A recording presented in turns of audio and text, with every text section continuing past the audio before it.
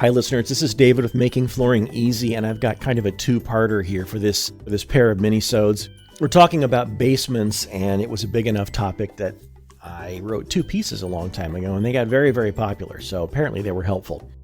One is what is the best flooring for a basement, and one is what is the worst flooring for a basement. I think it's important that you come at it from both directions. Not that you may choose what I think is the worst flooring for your basement, but at least you'll know why you're doing it, and you'll do it with your eyes wide open. But we're going to start off with the best. So here we go. What is the best flooring for a basement? Has it occurred to you that a basement can make up around 1/3 of the floor space in a home? The cost of finishing a basement can be half the cost of putting an addition of smaller space on the house and can provide an even greater raise on the resale value. A finished basement can be more than just semi-trustworthy storage space and a storm refuge. It can be a playroom, a game room, a gym, a family room, a home theater, a full apartment, or a home office. It could be anything any room can be, perhaps even an entire floor of rooms, the basic structure of which is already built. Just looking at the pros, it seems strange that unfinished basements would be so common. The problem is not that the cons are insurmountable, just that they are daunting enough to feel insurmountable or not worth the trouble. But look what you get. So we're going to help you get started with what we think might be the most difficult part of the process, finding the right kind of flooring for your basement. The two main issues, in reverse order of importance, are the coldness of the slab of cement, which makes up the bottom of your basement, and the inevitable moisture issues which come with basements. Temperature. When around the installation of flooring, you will hear talk of the subfloor. Generally, this refers to the structural part of your house to which the flooring you want to walk on will be attached, a bare floor, if you will. In your basement, that's probably going to be a big slab of poured concrete, underneath which is the earth itself. In some climates, for some of the year, it will be cooler than some bare feet like to walk on.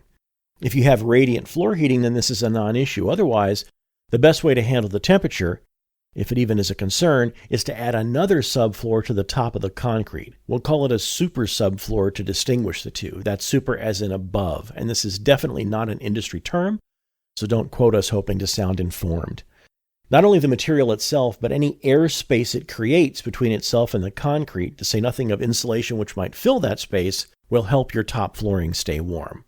But this super subfloor will be subject to the same moisture issues as your regular flooring. Moisture. We can't say enough about the issue of moisture. If you think your basement is waterproof and dry year-round, even during record-breaking storms, you should still have it professionally tested before proceeding as such. Then, even if you get the thumbs up, you should still act with caution, assuming that everything going into your basement needs to be able to handle moisture and water. You see, with a basement, we don't only concern ourselves with moisture drifting in through the concrete from outside. We have to prepare for condensation from the general temperature differences and water heaters, and also leaks from dish or clothes washers, defrosting refrigerators, ice boxes left cracked open, and installed sinks or tubs.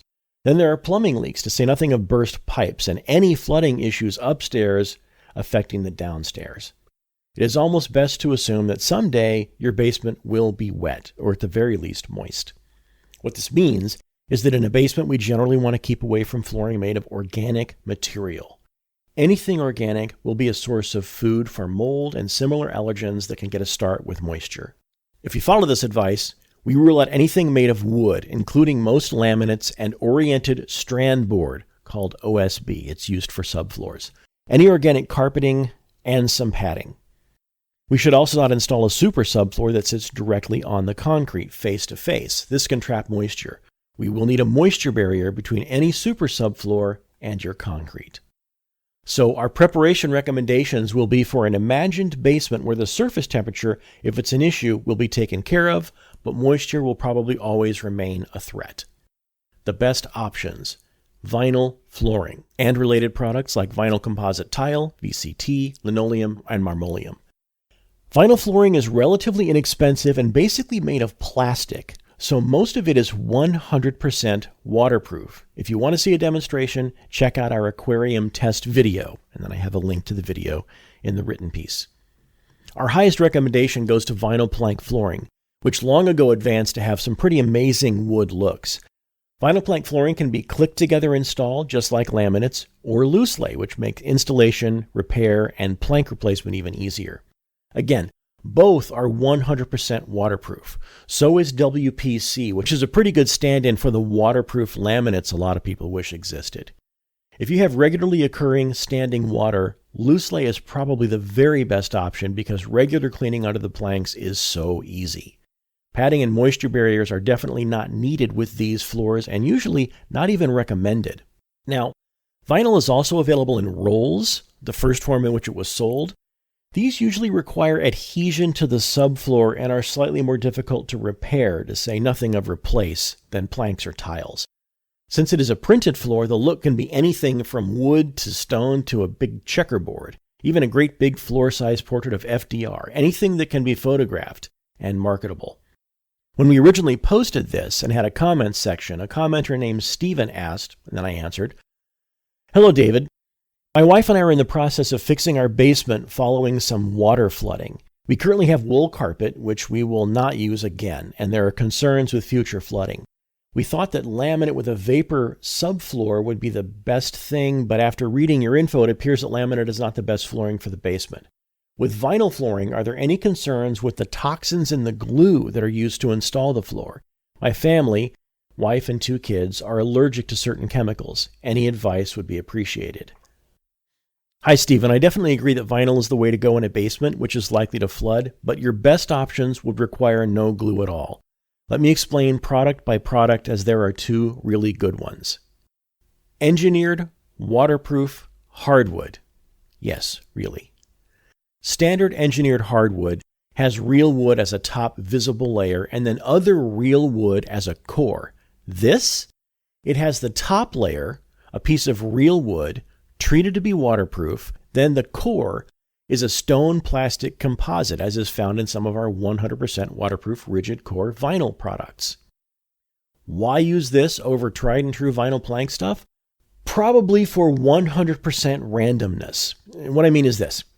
A hardwood replication, laminates and vinyl planks, will usually have excellent realistic wood looks, but the number of different plank images will be finite, generally from 4 to 10 different images. Now, often those are flipped, so 4 can become 8, or they sort of slide up and down the planks so that a telltale grain swirl might be at the top of one plank and then in the middle of another. Those tactics work, but you still really have a set number of plank looks. A true wood floor, and the visible surface layer of these is that, will not exactly replicate. Every plank is unique. Loose lay vinyl planks. These are probably the best of our 100% waterproof floors for your situation. As the installation video in the linked post shows, these literally just lay in place. No glue is used, and there isn't even a locking mechanism. Why is it the best option? 1, it's 100% waterproof. With a laminate, hardwood, cork, basically any other non-stone floor, once a flood happened, your floor is essentially gone. It's warped. It might as well be spreadable mush. You have to buy a new one. These planks will survive any flooding. Your flood is going to do what it's going to do to the basement itself, and there will be some cleanup no matter what. But once you've taken care of the water, these very same planks go right back down and become your floor again. 2. Cleaning underneath is easy. If you have regular puddling or just some big spill, something less than a full flood which you need to dry out, these planks just lift right up. You can do whatever you need to do with the floor underneath, then dry the planks with a paper towel and put them right back down. With a glue-down floor, if the adhesive holds, you might get trapped moisture, and your subfloor may grow mold. If the adhesive doesn't survive the event, then you could need more adhesive. Neither are great options. For loose lay, the glue is gravity. The fact that these are planks instead of sheet vinyl is beneficial too. If you have a regular wet area on your floor, a big room-sized sheet would have to be pulled up and rolled back past the spot so you could clean under it, then re-rolled and re-glued down. That's a pretty big task. 3, it's thick. One issue with basement floors is they can be cold to the foot. Our loose lay products are thicker and, more important, denser than most sheet flooring. These floors are better insulated and warmer underfoot. Click-together vinyl planks. Since click-together floors have been around for almost 30 years with laminates and their like, some people are more comfortable with them than they are with new technology like loose lay. That's understandable. And they're a great option too. 1, they are 100% waterproof in the exact same way. 2, cleaning can be done underneath, but there's a little more of a process to get into the room. You would have to pull these up from the wall all the way to the area you need to deal with, then reinstall it back to the wall. It's still much better than glue down, especially a big sheet, but it takes more work than loose lay. Neither of these two floors are installed with a moisture barrier nor any padding at all. So another way loose lay can be a slightly better option is that we have some thicker loose lay floors, warmer floors. Will adhesives hurt us? Not necessarily. In the case of a recurring flood situation, I don't recommend a floor that needs adhesive in the first place, but if your family has allergy issues, you have an additional reason to avoid it. The issue is that you can know what you're allergic to, but with any of these products, it can be hard to find out exactly what they're made of, what the ingredients are. It can be a trade secret, you see. As of the date of this post, our glue-down vinyl floors use an adhesive called Roberts 2310. This is the documentation for Roberts 2310, both the main instructions and info sheet, and the material data safety sheet. And then in the post, I have those two links. Our adhesive is documented to be free of toxins by listing the laws and standards that it meets. There are quite a few of those, especially on the MSDS. Here is just one quote. Adhesives and toxins, enviro-friendly, solvent-free. VOC 0G/L and 0% by weight. Roberts 2310 is a solvent-free adhesive and meets the strict requirements of the South Coast Air Quality Management District and may contribute 1 lead point for low-emitting material adhesive and sealant, IEQ credit 4.1. This product may also contribute 1 to 2 lead points for MR credit 5 if product is manufactured within 500 miles of a project site. Visit usgbc.org for additional details. Roberts 2310 is protected by Cold Guard, trademark, an antimicrobial protection system that inhibits the growth of mold, mildew, and odor-causing bacteria in both wet and dry adhesive. This is really good, but your family may still have an issue with a specific chemical that is otherwise not a general hazard.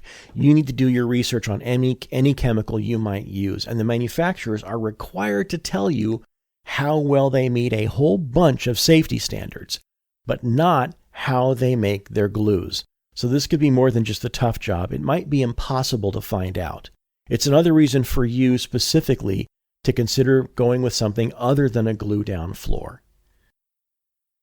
Listeners, all of that was just to answer Stephen. Other good floors for your basements. Ceramic and porcelain tile. These are as beautiful as they are expensive. Being made of stone, they are almost as water resistant as vinyl, and tiles can be replaced individually, easing repair. Using larger tiles can make a smaller area look more roomy. Installation is very time intensive and will get messy, but once it's done, it's done. There must be no cracks in the concrete subfloor under your tiles, and it must be perfectly level, or your top flooring will crack. Its sole moisture issue comes with the grout. Moisture can seep in, and mold can grow in grout lines. If you've raised a super subfloor above your concrete with a moisture barrier to reduce coldness underfoot, this grout thing shouldn't ever become a problem. Directly coating the cement.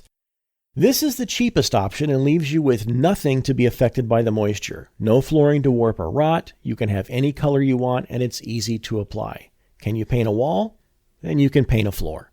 Staining concrete is a touch more difficult, but allows more creativity via acid etching. And you can put in some elaborate designs on your floor if you go the staining route. With stain, make sure the sealant on top can cope with the hydrostatic pressure from rising water beneath the concrete, or it will loosen and peel. With paint, peeling and chipping may just be inevitable over the years, depending on the traffic, requiring touch-ups and repainting. There are also refinishing epoxies, sometimes called garage coatings, which are troweled onto a floor. The downsides to these are that installation is going to be a messy affair, and the floor will be the temperature of the concrete. And in the case of staining, there's a waiting period while it cures. Rubber tiles. These are also sold for garages, but can work in a basement as well. They lock together and lay on the floor. If you don't put down a moisture barrier, water may collect underneath, but the tiles are non-organic, so you don't have as much risk of mold. You just would have to take them up occasionally, let the floor and tiles dry, and lay them back down. Rubber tiles are squashy, so they will add a tremendous amount of comfort to your walk. That's it.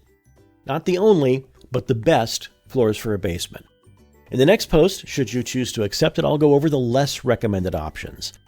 Some can certainly be done in some circumstances and with special care, and some should just be avoided. We'll tell you why we think what we think and what are the worst floors for a basement. And as this is the blog of floors to your home, not walls to your home or armoires to your home, we must limit our advice to our special area. So where do you go for tips and information about walls, counters, lighting, and other things a room needs to be complete? Who's best in those areas? Don't know yet.